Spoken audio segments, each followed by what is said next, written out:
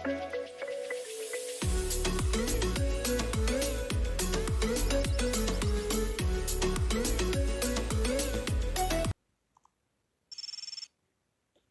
бұл кім?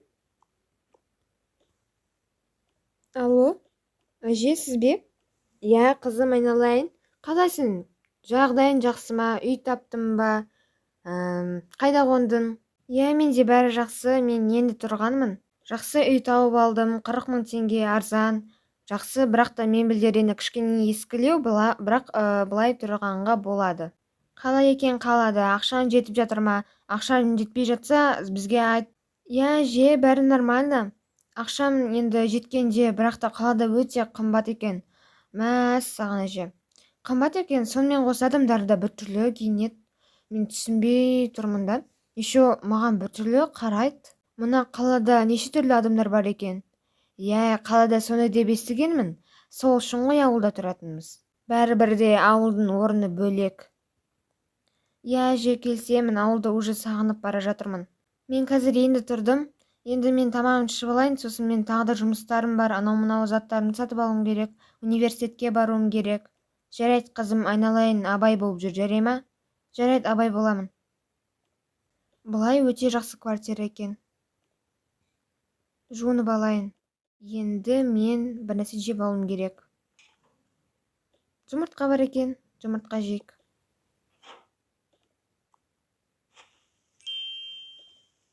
Онымен қоса сүт ішейін, одан соң нан жейін.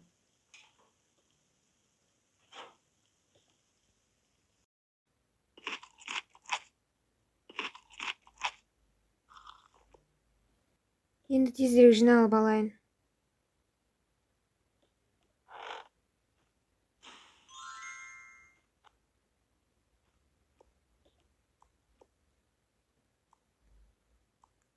Все болды. Есікті құлтып кетейін. Әсем заттарын алып болған соң универге қарай жүгірді. Мына жерден бір нәрсе алып алайын. Сәлеметсіз бе?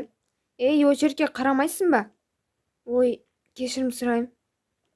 Өлә, мына қыз не киіп алған? Уже сұят қой киіп жүрген. Бір ауылдың қызы ма, или кедейдің қызы ма, сондай шығар. Маған не үшін бұлай қарап жатыр? Тегі мені адам құрлы санамай ма? Байдың қызы ма не маған соншама осылай қарайтындай, соншама жаман қарайды ғой маған. Сәлеметсіңдер ме, балалар? Мен сендердің жаңадан беретін ағайларың боламын. Яғни енді мен сендердің мұғалімдеріңмін. Менің есімім Мұрат ағай болады. Ішім пысып кетті. Бір ағай, мына ағай бір сөзді 2 рет қайталайды. И то 2 сағат сөйлейді ғой. Ұйқым келіп кетті. Кешігіп қалған сияқтымын. Жарайды. Ағай, кешіріңіз, кешігіп қалдым. Әй, бірінші күннен бері кешігіп жүрген несі? Енді қалған күндерді кешігіп жүресің ба? 2 рет қайталанбайтын болсын. Яғни бүгін бірінші күн болғаннан кейін мейлі деймін. Отыр. Рахмет, ағай. Сен бағанағысың ба? Сен де солсың ба? Иә.